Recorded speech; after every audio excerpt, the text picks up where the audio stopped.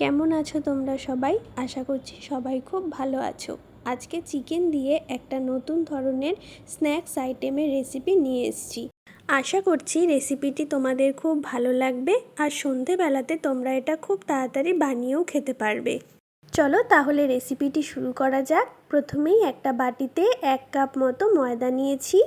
এবার তাতে দিয়ে দিচ্ছি 1 চিমটি নুন, হাফ চামচ চিনি আর দিচ্ছি 1 চামচ সাদা তেল। এবার ময়দাটাকে ময়ম দিয়ে নেব। 2 মিনিট ময়দাটাকে তেলের সাথে ভালো করে মিশিয়ে নিয়েছি। এবার অল্প অল্প করে জল দিয়ে ময়দাটাকে মেখে নেব। ময়দাটা জল দিয়ে মেখে নেওয়ার পর আরও 2 মিনিট ধরে ময়দাটাকে ভালো করে মেখে নিয়েছি। এবার একটা প্লেট দিয়ে ঢেকে রেখে দেব কিছুক্ষণের জন্য। এই সময়টাতে এবার আমি পুরটা রেডি করে নেব। পুরটা বানানোর জন্য প্রথমে কড়াইতে কিছুটা সর্ষের তেল গরম করতে দিয়েছি। এবার তাতে দিয়ে দিচ্ছি একটা ছোট বাটির 1 বাটি কুচনো পেঁয়াজ। পেঁয়াজটাকে এবার একটু লাল লাল করে ভেজে নেব। গ্যাসের ফ্লেমটাকে এই সময়তে আমি হাইতেই রেখেছি। পেঁয়াজটাকে একদম লাল লাল করে ভেজে নেওয়া হয়ে গেছে। এবার এতে দিয়ে দেব আদা, রসুন আর কাঁচা লঙ্কার পেস্টটা একটু আমি জল দিয়ে করেছি, তাই একটু বেশি পাতলা হয়ে গেছে। এবার পেঁয়াজের সাথে আদা রসুনটাকেও কষিয়ে নেব। এই সময়তে কিছু গুঁড়ো মশলা অ্যাড করে দিচ্ছি। প্রথমেই দিচ্ছি হাফ চামচ নুন, তারপর দিলাম সামান্য একটু হলুদ গুঁড়ো, সামান্য একটু কাশ্মীরি লঙ্কা গুঁড়ো। এবার মশলাটার সাথে ভালো করে কষিয়ে নেব।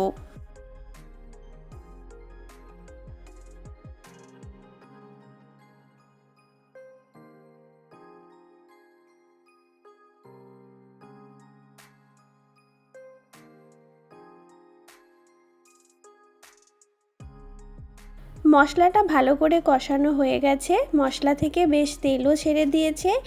এবার এতে দিয়ে দিচ্ছি 400 গ্রাম চিকেন কিমা। আমি 400 গ্রাম চিকেন কিমাকে ভালো করে ধুয়ে জল ঝরিয়ে রেখেছিলাম। এবার এটা মশলার সাথে ভালো করে কষিয়ে নেব। মশলার সাথে চিকেনটাকে ভালো করে কষানো হয়ে গেছে। এবার এটাকে একটু ঢাকা দিয়ে রেখে দেব। দেখো কিছুটা জলও ছেড়ে দিয়েছে। ঢাকা দিলে কিন্তু আরও তাড়াতাড়ি ভালো করে সিদ্ধ হয়ে যাবে। 10 মিনিটের জন্য আমি ঢাকা দিয়ে রেখে দিয়েছিলাম। দেখো কতটা জল ছেড়ে দিয়েছে। এবার একটু নাড়া দিয়ে নেব আর দেখে নেব মাংসটা সিদ্ধ হয়েছে কিনা। মাংসটা মনে হচ্ছিল আরও একটু সিদ্ধ হবে, তাই আরেকটু ঢাকা দিয়ে রেখে দেব। আরও 10 মিনিট মাংসটাকে ঢেকে রেখে দিয়েছিলাম। এবার দেখো জলটা বেশ অনেকটাই শুকিয়ে গেছে আর মাংসটাও দেখলাম একদম প্রপার সিদ্ধ হয়ে গেছে। আর একটু কষিয়ে নিয়ে একদম শুকনো করে ফেলবো। মাংসটা যখন প্রায় হয়ে এসছে, নামানোর কিছুক্ষণ আগে দিয়ে দিচ্ছি 1 চামচ গরম মশলা গুঁড়ো। গরম মশলাটা দিয়ে একটু নাড়াচাড়া করে নিয়েছি। এবার এতে দিয়ে দেব 1 চামচ টমেটো কেচাপ আর দিচ্ছি 1 চামচ অরিগ্যানো, যাতে বেশ গন্ধটা ভালো হয়। আর তোমাদের কাছে যদি মিক্স হার্ব থাকে সেটাও দিতে পারো, বা একটু চিলি ফ্লেক্সও দিয়ে নিতে পারো।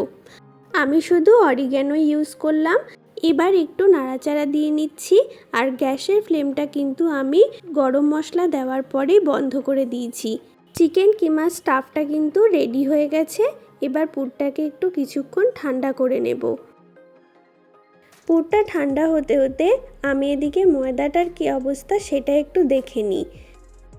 ময়দাটা বেশ ভালো সুন্দর নরম হয়ে গেছে আর চিনিগুলোও বেশ দেখো গলে গলে ওপরে উঠে গেছে। আর এবার আরেকটু ময়দাটাকে মেখে নিচ্ছি। ময়দাটা ভালো করে নরম করে মাখার পরে এবার ছোট ছোট করে আমি লুচি যেরকম সাইজ করি ওই রকম সাইজের গোল গোল লেচি কেটে নেব, বা এর থেকে একটু ছোটও করতে পারো, বেশি যেন মোটা না হয়। মানে আমরা যেমন পাতলা লুচি করি সেই রকম সাইজের কিন্তু লেচি কেটে নিচ্ছি। 1 কাপ ময়দা থেকে আমার 6টা লেচি বেরিয়েছে। সব লেচিগুলোকে একটু গোল গোল করে নিচ্ছি যাতে বেলতে সুবিধা হয়। এবার একটা লেচি নিয়েছি, তার উপরে দিয়ে দিচ্ছি কিছুটা শুকনো ময়দা। এবার এটাকে একটা ছোট্ট পাতলা লুচির মতো করে বেলে নেব।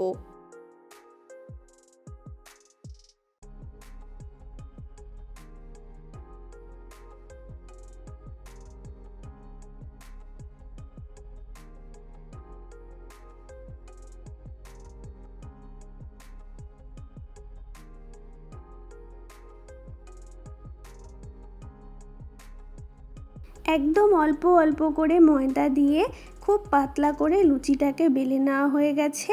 এবার এতে দিয়ে দেব পরিমাণ মতো চিকেন কিমার যে পুরটা বানিয়ে রেখেছিলাম সেই পুরটা যে যতটা পরিমাণ পছন্দ করবে ততটা পরিমাণই দেবে।